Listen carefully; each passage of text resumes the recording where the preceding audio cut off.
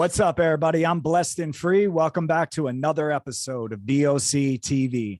So I appreciate all the support. Everybody that watches these videos, subscribes to the channel. You guys already know what it is. On this channel, I bring people on that have been to prison and have turned their life around. And that's exactly what we got today, man. Why don't you go ahead, for the people that don't know who you are, bro, just go ahead and introduce yourself and tell them your name and where you're from. Yeah, man. They call me Gunner. I'm from Merced, California, which is located in the Central Valley 209 area. Northern California, basically. Yeah, that's pretty much it, man. I'm from an area that's very congested with gangs, and an area that, growing up with the hardships of being a young minority, growing up through that struggle, man, I got affiliated, and I'll give you my story, brother. Well, before we jump into that, what I know you said you grew up in California and gangs and shit, but what was your upbringing like? Like, were you automatically raised up in that, or is that something you like found later on as a teenager? Yeah, so as a young kid, I was just like your average everyday young kid. I had a good household. I mean, single mother home. I had a stepfather, though, that came into play. But for the most part, I was just your average everyday kid. My mother was strict. She was on it. The gangsta lifestyle in there, it was all around me growing up in that area, but it never intrigued me. It never intrigued me till I would say I got about 8 or 9 years old. That's when I started to notice the fellas on the corner wearing the red, the red rags on their head, red Pendletons, Ben Davis. And something about it intrigued me. And going to school, I started to notice graffiti. Now, this was late 80s, early 90s. I started to notice graffiti and things of that nature. And I felt like a gravitation toward a pull. Now, at the same time, I had an uncle that was heavily into the politics. Prison gangs was, I would see him. He would come out of prison every so often, new tattoos, big buff guy, old school, big old mustache. And it intrigued me. And he started to indoctrinate me and lace me up into certain aspects of the gang culture. And I kind of ran with it, started to hang out with the fellas on the corner and just got in the mix. And that's pretty much where it took off from there, So how long would you say after you hooked up with the fellas on the corner that you started getting arrested due to living that life? Oh, it shortly after. It didn't take long. So the first thing that got me put in juvenile hall, my first stint was, it was basically what you would call like a vandalism. We ditched school, didn't break into a home, went to some girl's house.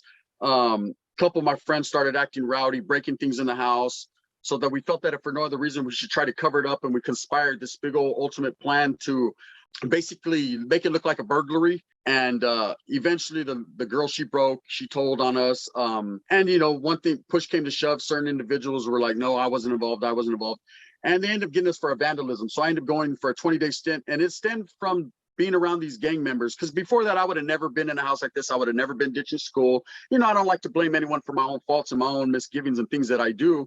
But at the same time, it's that pattern, that cycle that's little by little, you start to do little things and it starts to gravitate towards bigger.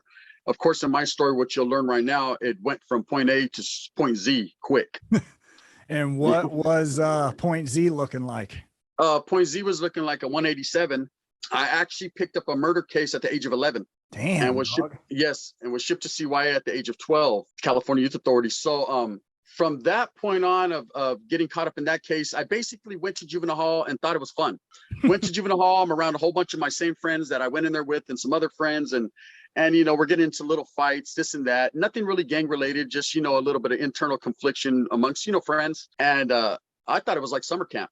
I'm not going to sit here and lie. I thought it was the place to be. I thought going there earned me stripes and it made me look like I'd been somewhere. So now I gravitated towards that to really getting out and started to hang around with a lot more heavy hitters on the streets and being accepted because I was laced right by my uncle, who was somebody within the gang, the gang world.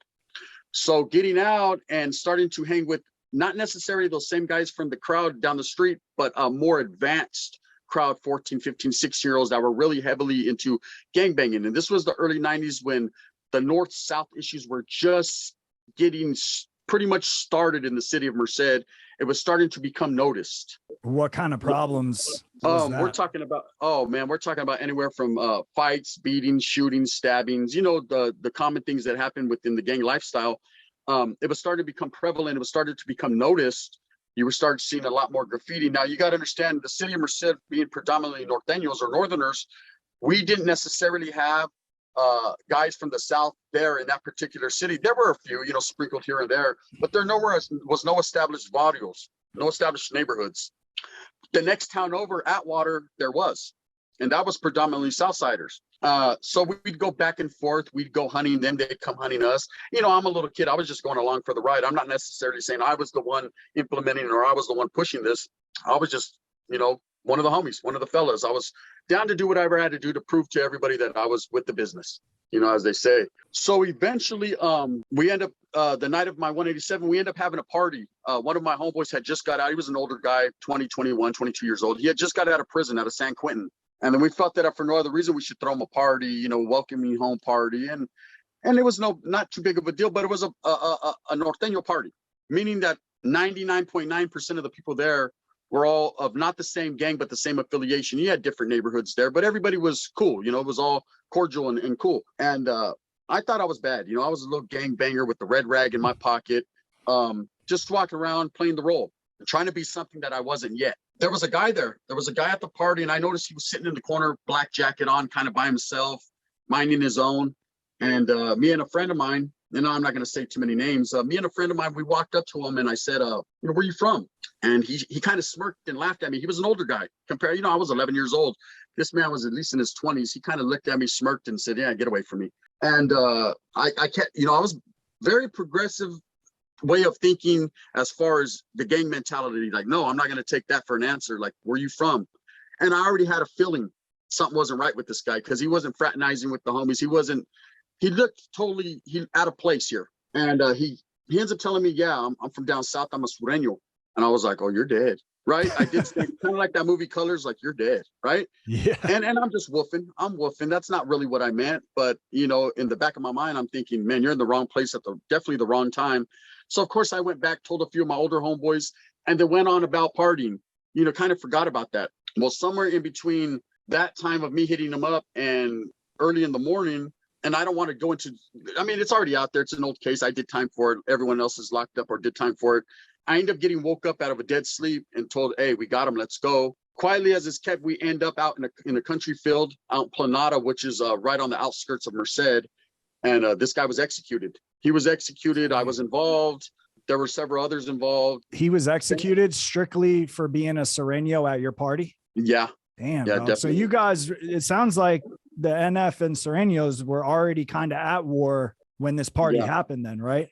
Well, it was more not really the NF. It was more a Norteño Sureño thing. Okay. You know, because one thing that and not a lot of people speak on, I'm sure you've had people come on that have, we were not even allowed to utter the words NF at that time. We were not even indoctrinated or educated or laced up in the teachings or the philosophies of the NF. Everything that we knew were street gang things, you know, street gang politics, Norteño things. We just knew we were being told Sureños were our worst enemies. They're going to try to kill you, so you kill them. That's it. That's what we were told at that time. Now, I always had a feeling about that because I had cousins that were actually Southsiders or Sureños. I had family that, you know, were from LA. I had family that I still to this day that are from Wimbledon, Wilmas, right? West Side Wilmas. I didn't see the philosophy behind it, but I was, you know, in for a penny, in for a pound. I was in, you know, so whatever was going to happen, I was going to be part of it. Because like I said, I was trying to build my credibility within the gang, build my name, earn my stripes. And so that was it. Yeah, the man was murdered basically for none other than the fact that he was out of place, you know, at the wrong place at the wrong time. That was that. You know, from there, it happened. I ended up going on the run as a kid, and I made it all the way from California as a young kid to Asheboro, North Carolina on the run, and stealing cars here and there. I went with a group of friends, and we made it. And I ended up get picked up there, get caught with a gun, and get picked up there. And quickly they find out who I am. I'm on the run. You know, my name's already being mentioned. I get flown back on Interstate Compact, and I'm in juvenile hall, you know, for a 187. Were you actually present when the dude got executed? Like, you saw it? Oh, I was involved, bro. What? Yeah, I mean, all right. So that happens. You go to North Carolina, you Interstate Compact back. You're in juvenile hall. What's going through your head at that point in your life? It's over. I'm thinking, you know, from every movie I've seen, from everything, you know, I got my uncle telling me one thing. My father at this time, who's an ex-convict himself, you know, he's no longer with us, but he was telling me another thing. My mother, you know, worried about what I'm going through, and me already of the mind state. I was ahead of my time as far as I had older friends, so I always grew up around older people. thinking older thoughts. And I wasn't no kid like scared to the fact that I was going to be locked up or incarcerated. I knew that was coming eventually. Like I said, I enjoyed it, juvenile hall at least. It got worse later. But my mind state and my mind frame was thinking, I'm done. It's over. I'm going to be in prison for the rest of my life. I didn't know. I was a young kid. So how long did you stay in juvenile hall before that case was handled? I would say a little less than a year. I would say about 8 to 9 months. Immediately, what we had was actually the guy that actually fired the guy who actually did, the murder, flipped on us, and he told on everybody else. He had to cut him a beat. And he was a 31-year-old man at that time. We were all young kids, other than a couple 20-year-olds. So a lot of us end up getting the second-degree murder, and we end up taking deals, on it. Let's, get up out of here. It's either this or face life. And I got lucky because at that time they were still charging juveniles. They were charging you as a juvenile. So I remember when my public defender, good old Jeff Miller, tells me, yeah, so he has me and my mother, of course, we're in a little conference room, and he's like, okay, this is what they're offering. This is what I think we should jump on. Let's jump on a second-degree life as a minor. I said, what kind of deal is that? What do you mean life as a minor? He was like, well, there's two different lives as a minor. There's life to the age of 25 and life to the age of 18. We're going to get him to get you life to the age of 18 because of the circumstances. You're so damn young. They've never seen nothing like that at this time. Now, you got to understand, this is early 90s. This was pretty much unprecedented, unheard of someone this young being caught up with a murder. Now it's normal. Right, now it's commonplace. Kids are 7 years old killing people, but at this time it wasn't. So he was like, look, if they want to press the issue, they're going to charge him as a minor. I've already talked with the district attorney. If they press the issue, they're going to keep him to he's 25. If we take this deal, they'll keep him to he's 18. I said, I'm gonna take that one right there. Yeah. At this time, I'm only about to be 12 years old. So it's a long time, but it's not forever. Right. You got a date too. And you can see the light. Yeah. Yeah. I got a date. He also tells me that, I'm not going to do the whole time. You go into YA, you go to California Youth Authority, you do good, you get time off and this and that. He said, you're going to end up doing 2 to 3 years on this, a slap on the wrist. And I was like, wow, for something like this, because the older guys, well, of course, one told and he got out, and then you had another one that caught 16 to life on it. And then you had another one that caught a little bit of years. And then a friend of mine that was actually just a year older than me, he ended up taking the same deal I did later on when they caught him. It was just, everyone was different circumstances. Everybody's case was separated because they were charging adults and juveniles, Well, what I heard the CYA was off the chain back in the day. Oh man, that's a story. That's a story. So what happens is I take the deal, I jump on the deal. I'd say maybe 2 weeks later, I'm going to the California Youth Authority. Now the makeup of that with my situation is I'm young, so they end up sending me to NRCC, which is located in Sacramento at the time. It's tore down now, but they send me there. And I'm already of the mind state, I'm in it to win it, So it is what it is. I'm a Norteño. That's what I've been. That's what I'm going to continue to be. Now I guess I'm moving up to that next level and seeing what's going to happen here. And just like any other young kid, man, I'm scared. I'm scared of, not scary as like, oh, I'm a scary person, but more of scared of the unknown. I don't know what's going to happen here. Something new to me. But I get there, I get hit up by a homeboy from Stockton. He hits me up. He tells me, hey, where you from? I tell him where I'm from. The embracement is there. I quickly feel the embracement as far as, oh, you're one of us. You're a homeboy. No questions asked. This is what it is. And like I said, there wasn't no paper. Hey, what are you in for? No, none of that. Of course, my cellie asked me that later. He was a murderer too. I'm like, I'm in for murder. Oh, me too. And this is my kid. This would happen. No, this would happen. You talk in the cell. But it was nothing like how the political makeup is now or got later with, let me check your paperwork, let me do this. And there was none of that. But I get there. And of course, just like juvenile hall, I'm thinking, okay, maybe there's a little bit of a few older guys, but it's pretty much the same thing. Just a whole bunch of like-minded thugs, gangsters running around here, with the common understanding that if we see the enemy, we're going to get off on them. And that's what we did. We were the predominant group there at NRCC, which was the Northern California Reception Center. So there was maybe a handful of Southsiders that they would bring in. And as soon as it was on site, so every time they'd bring them out of their cells, we'd rush them or they'd rush us. It was going back and forth. And I only was there for a few months. It's a reception. You go there, get all your tests done, and then they figure out where they're going to send you. Well, that's where the game changes for me. That's where my whole lifestyle takes a different twist and turn. Was they end up sending me from there to Fred C. Nellis, which is located in Whittier in East LA. Okay. Being a Norteño, this was going to be the second busload of Norteños that they ever did there. They were trying a new integrating process. where they were trying to integrate norteños and sureños together. And that wasn't going to never happen. That wasn't going to work. But administration wasn't going to take nothing less than us to conform to what they, you know, their rules and regulations and their set policies. At the same time, we weren't trying to hear none of that. We were going to go there and fight our way back home. And that's what I did. I was there for 3 years, and it was hell every single day. And you won some, you lost some. We're talking about melees, riots, racial riots, just numerous fights in the blind areas, behind handball courts and closets, on your knees, fighting each other, putting your hand behind this guy's head. He'll put his hand behind yours and just punch each other in the face. What? Everything that you could think of, 3-on-1s, 2-on-1s, 5-on-1s, stabbings. I was stabbed there twice. In fact, I just interviewed a guy the other day, one of the ones that stabbed me, you know. Man, that's crazy. Yeah, after 30 years, we end up catching up, and he's a family man now, and it's a trip that we could sit back and talk about this, you know. But it was a trip. But yeah, I was stabbed, battery packed with locks and socks, rocks and socks. I did a lot of the same things, and then eventually from there, just one day out of the blue, I ended up picking up a case, not picking up a case, but I had picked up another stabbing.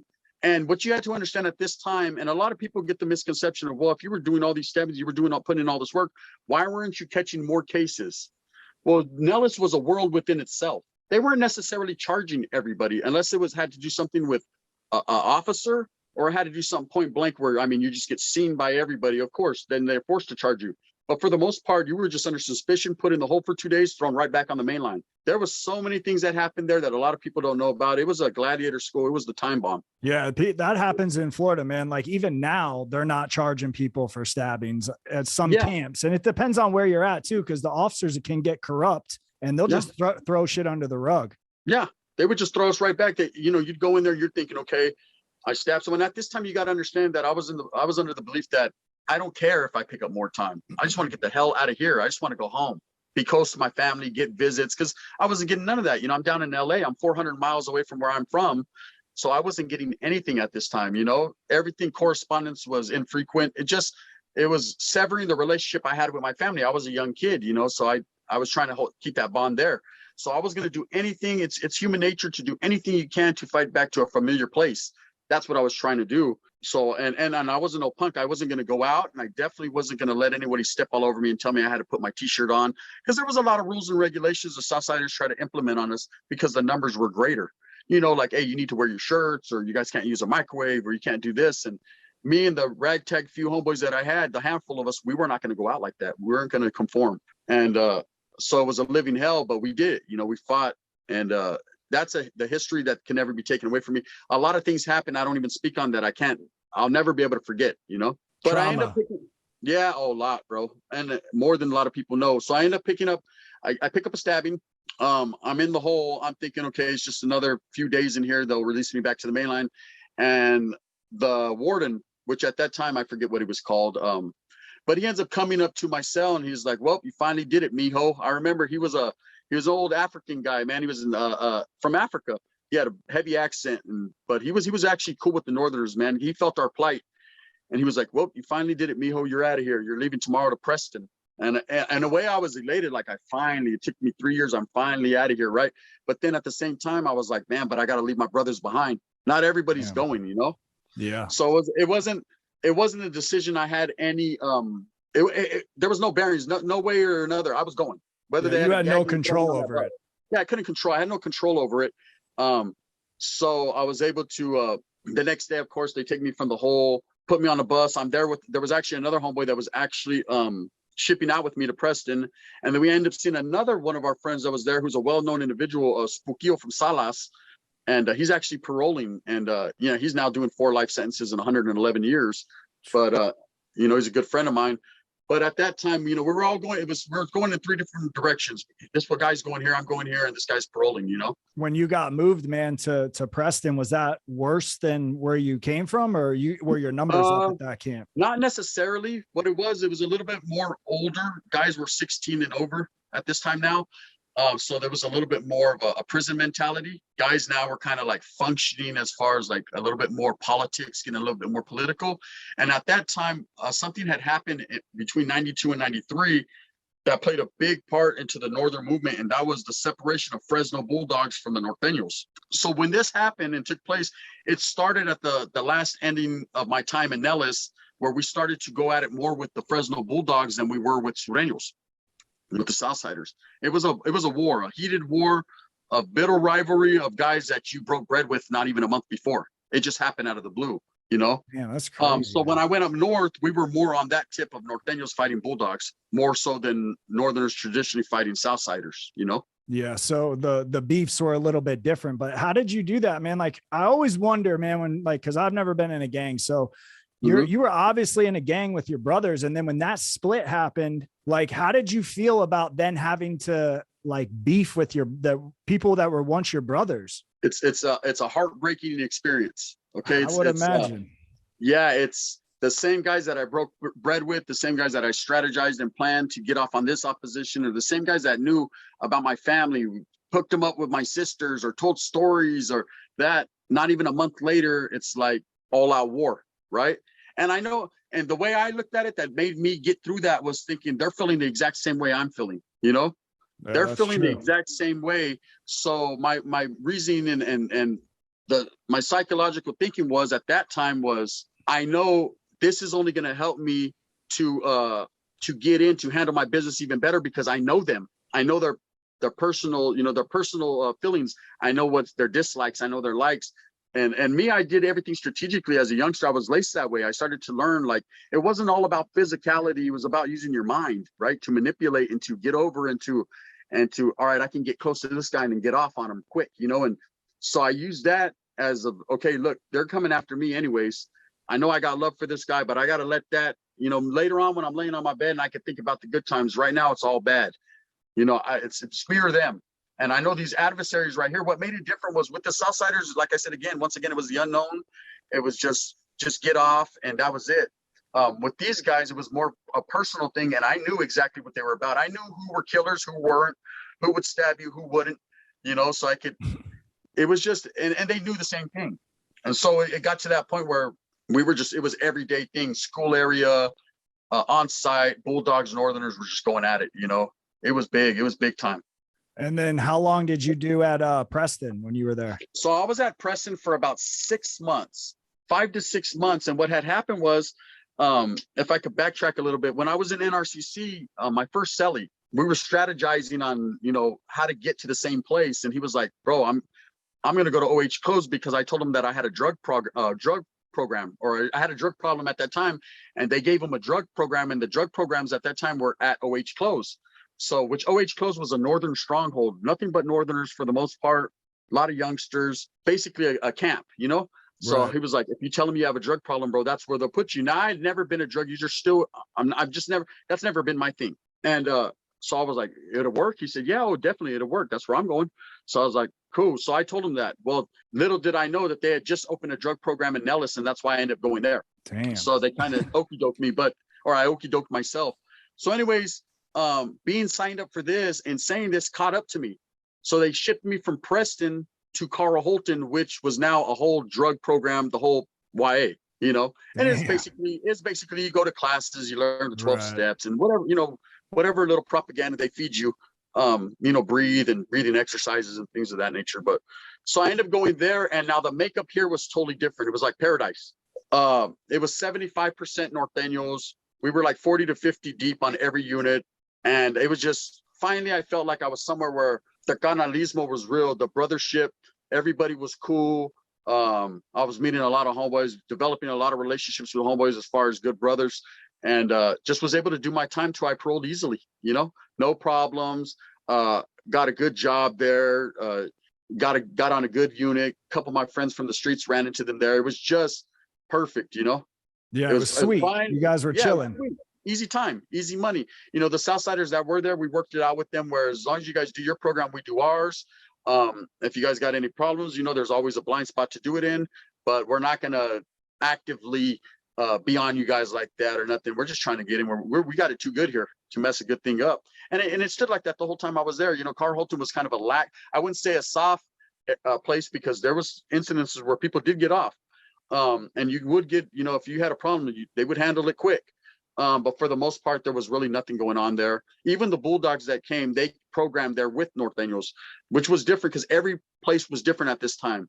Some were strictly against Norteños, like in Preston and getting off.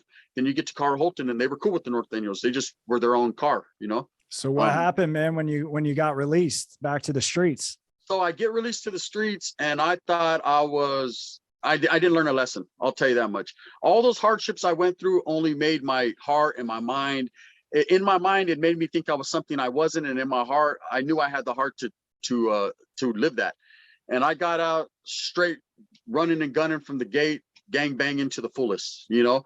Got right back with the same homeboys that I was kicking it with before, where they're only now older and colder, and they've been through prison or they've been through YA situations. And like I said, I hung around older guys, so they were already a step ahead of me as far as I'm getting out of YA, they're getting out of prison. So I start to get indoctrinated and laced up into prison politics. And because I knew I was headed that way, man, I just got into the gangbanging mentality, man. I was out there, not necessarily North and South issues, but, you know, your everyday gang member out there on the streets, selling drugs, hanging around the homies, partying, just being not a productive member of society, definitely, you know. So how long were you out on the street before you got the bracelets put on you? So I lasted about 6 months before I forgot what my first case was, man. I think a possession of a firearm or something of that nature. It was a lightweight case. I ended up getting a little bit of county time. It was my first adult charge. And then it was just frequently in and out of jail, you know, probation violation, getting caught in a gang area, validated as a gang member within the city, you know, with the gang task force. It just kept building and building and building and doing more time to eventually I ended up in prison, you know. And ending up in prison, I did prison in 2 different states. And my first term in prison, you know, I was a regular Northerner. I went in there just trying to learn the ropes, went to end up in Tracy, you know, DVI. And quite contrary to what everyone says, you know, Tracy it was a cakewalk for me because, like I said, I landed at the right place at the right time. It was just a reception, man. We were in our cells most of the time. We were pretty much on lockdown the whole time there because there were some incidences between the Woods and the Norteños. So it was a lockdown situation. Just kind of went through the reception, did my time, and they end up shipping me to Jamestown. Okay, now I get to Jamestown. And at this time, Jamestown was a no-good yard for Northerners, meaning that we weren't allowed to function there. We weren't allowed to go to that yard to do our time. When you say that, you mean like programming? You guys couldn't program? Couldn't stay there. We couldn't be in that prison. Oh shit! You know, we could not be. The only way we could be in that prison is if we're on the hole waiting to get waiting to get shipped out. You know, it was considered a trash yard, meaning that there was degenerates on that yard. There was actually Norteños that were not in good standings, you know, within the group. And we all knew this, you know, we would all be laced up to the fact this prison is no good. If you get here, you get off. And, you know, the policies are different, man. And I don't really want to go into the rules and regulations of the Norteños and what they got going on, because a lot of those things they still adhere to. But let's just say that I wasn't going to stay there because, right, you know, I was still trying to be an active member. I was still trying to be with the business. So I get there, pull up to R&R, and first thing I'm doing is looking for a target. Okay. I know that everybody that's on this yard is a potential target because they're programming with trash. So that means I can get off on anyone, but you basically want to get off on someone that you're supposed to, you know, a target, an ex-Northerner or something. And I just happened to get off the bus with one. He rolls up, and it's funny because when I was there, I was privy to seeing a thing we called at that time the BNLs, which was the bad news list. It was basically a roster with a whole lot of names on it of people that are not in good standings. And I remember one name jumped out at me, and I just happened to see it, and it was whatever. But the moment that this guy said his name, we're sitting there in R&R, and he says his name to me, I remembered that, seeing that name. So I started to identify him. He was from the same city, same tattoos, because there's a whole, basically a 5-on-5, you know, the who, what, when, where, and why. It's going to tell you about tattoos, places you've been. So I start to do my investigation on him. Hey, were you over here? Who do you know from here? Who do you know from that? At the end of the day, I figure out it's him. No doubt about it. And then he's telling me, yeah, bro, are you still active? Are you with the business? I said, yeah, why, what's up? He was like, you should just stay right here with the homeboys and kick back, man. It's good on this yard. Right when he said that, I took flight on him. Now I know that he's not in good standings. Now I know it's exactly who I thought it was. That was going to be what I was going to say when I go to the hole, tell the fellas back there, you know, the good righteous homeboys, hey, I got him. I got a target. Anyways, I get back to the hole. There's a few homeboys there. just very minimal, because you got to understand they weren't actually sending active Northerners there. And for the most part, the ones that they would send would stay there on that yard, bro. They would just stay in program. You know, it happened a lot. If they stayed then in program, does that mean that were they already on the bad list, or does that make them? That puts them on the bad news list. If you stay there longer than 72 hours, bro, you might as well just stay there because you're no good anymore. You have 72 hours to get off that yard. And if you stay there 72 hours and 1 minute, you're done.